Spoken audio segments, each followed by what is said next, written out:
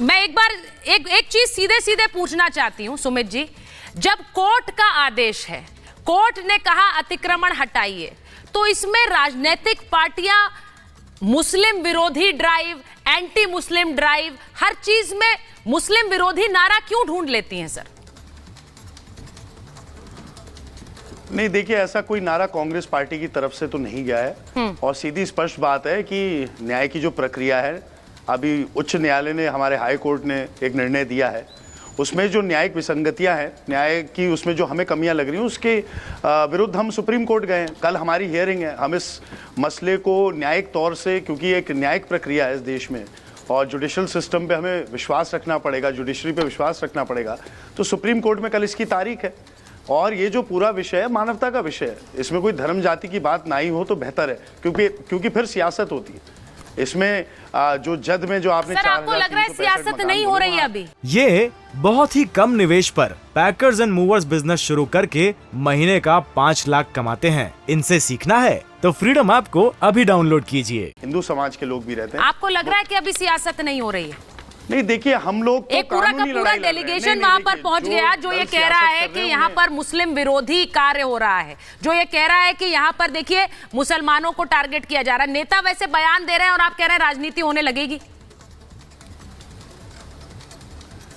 नहीं, मैं वही आपसे कह रहा हूँ, न्यायपालिका की लड़ाई है, सबसे ज्यादा न्यायपालिका की लड़ाई पे हमें फोकस करना चाहिए और वही हम कर रहे हैं। हमें विश्वास है न्यायिक प्रक्रिया में। और जो बार बार मैं अभी सुन रहा था आपका वक्तव्य, आप बार बार उसे, जो आप कोर्ट का आदेश का आप संज्ञान लेते हुए कह रही हैं कि रेलवे की भूमि एंड सच, मैं आपको बता दूं कि हल्द्वानी समेत जो महानगर उत्तराखंड के हैं, वहाँ ज़्यादा से ज़्यादा भूमि जो है वो नजूल की भूमि है, सरकारी भूमि है।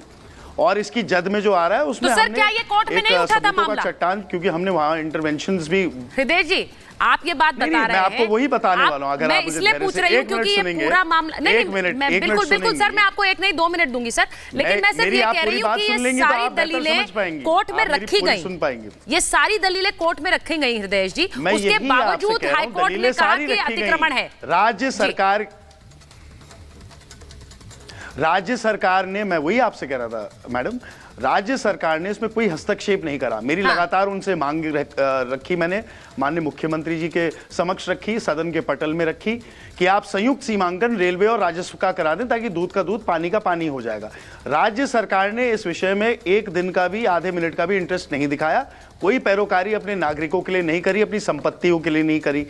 उत्तर प्रदेश के साथ परिसंपत्तियों की बंटवारे में वाहवाही लूटने वाली ये सरकार अपनी संपत्ति रेलवे के द्वारा, मैं इसमें आरोप लगाता हूं, रेलवे अतिक्रमण कर रही है। रेलवे जो भूमि अपनी कह रही है वो नहीं है उसकी भूमि, वो राज्य सरकार की भूमि है।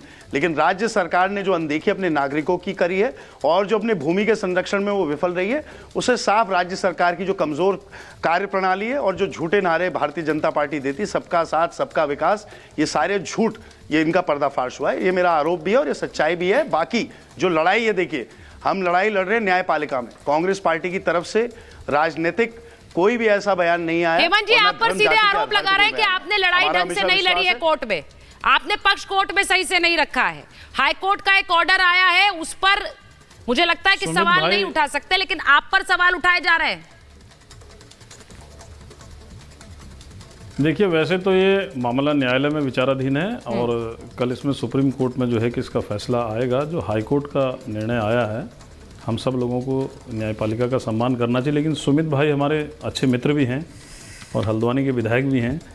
मैं उन्हें याद दिलाना चाह रहा हूं कि देखिए, सरकार ने 2007 में हाई कोर्ट का आदेश आया था, उस समय सरकार कांग्रेस की थी और सरकार ने इसमें एक फैसला दे दिया था। तो इसमें ये लोग, ये पीड़ित पक्ष जो है, इसमें सुप्रीम कोर्ट गए थे और इन्होंने कहा कि ये एक तरफा फैसला आया है, अतः इसमें जो है कि इसमें हमें नहीं सुना गया है। तो सुप्रीम कोर्ट ने एक डायरेक्शन दिया था कि इसको न्यायिक प्रक्रिया के तहत जो है सरकार और रेलवे और पीड़ित पक्ष का भी पक्ष लेकर इसको न्यायिक प्रक्रिया के तहत इसको निपटाया जाए और इसमें सीमांकन किया जाए।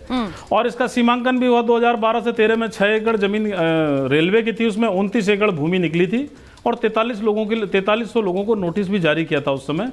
वो प्रक्रिया तब से लेके अब तक चल रही है। इनको बेदखली का आदेश किया गया था। सरकार, जब उस समय पूर्ववर्ती सरकार कांग्रेस की सरकार थी और कांग्रेस की सरकार में जो है इनकी सरकार ने उसका सीमांकन कराया। आज फैसला भारतीय जनता पार्टी की सरकार में आ रहा है, तो हमारे मित्र, हमारे भाई सुमित जी कह रहे हैं कि साहब सरकार ने इसमें पैरोकारी नहीं की है। उस समय लंबे समय तक पूर्ववर्ती सरकार जो है यहाँ पर कांग्रेस की सरकार थी। अब वोट बैंक की राजनीति के लिए सही बात वैसे है कि इसमें सियासत नहीं होनी चाहिए, लेकिन ये सारी चीजें जो थी कि राजनीतिक सियासत इसमें चलती रही और राजनीति। देखिए खबर ये बड़ी क्यों है, खबर ये बड़ी इसलिए है क्योंकि वहां पर 4500 परिवार रह रहे हैं। उन लोगों ने पक्के मकान बना लिए हैं। उन लोगों का कहना है कि भाई हमें ऐसे हटाया जाएगा, 7 दिन के अंदर हम कहा जाए। लेकिन उससे भी जुड़ी एक और खबर है, और जो राजनीतिक खबर है वो ये कि वहां पर डेलीगेशंस जाना शुरू हो गए। ये बहुत ही कम निवेश पर पैकर्स एंड मूवर्स बिजनेस शुरू करके महीने का 5 लाख कमाते हैं। इनसे सीखना है तो फ्रीडम ऐप को अभी डाउनलोड कीजिए।